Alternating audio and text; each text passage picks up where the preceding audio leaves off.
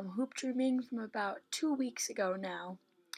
This case study has definitely stuck out in my brain a little bit, considering that it holds near and dear to my heart a little bit, because something similar happened to my brother a couple of years back. Um, I also work at a really inner city school in New Bedford, Massachusetts, where oftentimes kids are not even able or are able to pay for sports growing up. So I just feel that because of their economic decline, they're unable to make it in the world, especially, and then they're most likely able to drop out afterwards. So I just really felt that Quincy should have been able to get a second chance because he did really meet the minimum requirement at the end of the school year with his academics.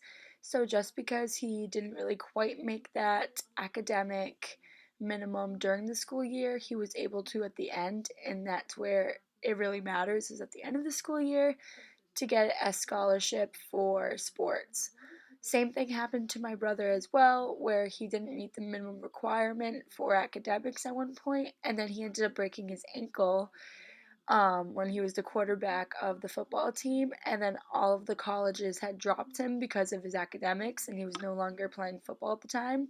So then luckily enough, he was able to go to a prep school to play football after his ankle healed, and then got a scholarship from there, but he still had to take the gap year. So that's why I just felt as though that they should really give Quincy a second chance, especially from Shapiro and Stefkovich, because as leaders, I just feel like we also need to get our students as well as faculty on board. So we really need to keep that open communication and really get our workers to see both sides of the story and kind of get them in kind of like in the student's shoes and how the student would be feeling, because I don't really think the student necessarily wants to choose to get into like the crime life. They want to really get out of it. And so I really feel like this was Quincy's shot to get out of the crime scene and out of the kind of like stigma of what his outside world was like other than school.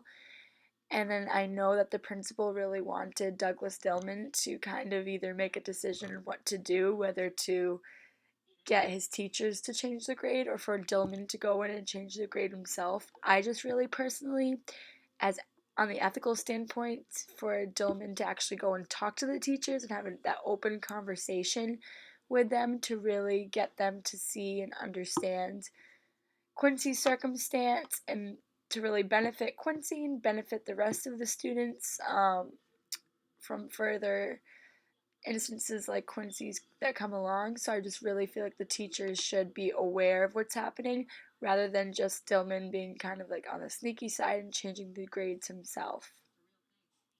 So I just really feel like Douglas Dillman, the assistant principal, should really go and talk to the teachers and advocate for his students, advocate for Quincy, and just be like, hey, this is what's going on.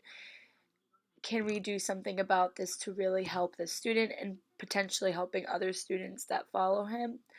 What can we do to help this student really strive in an area that we are in?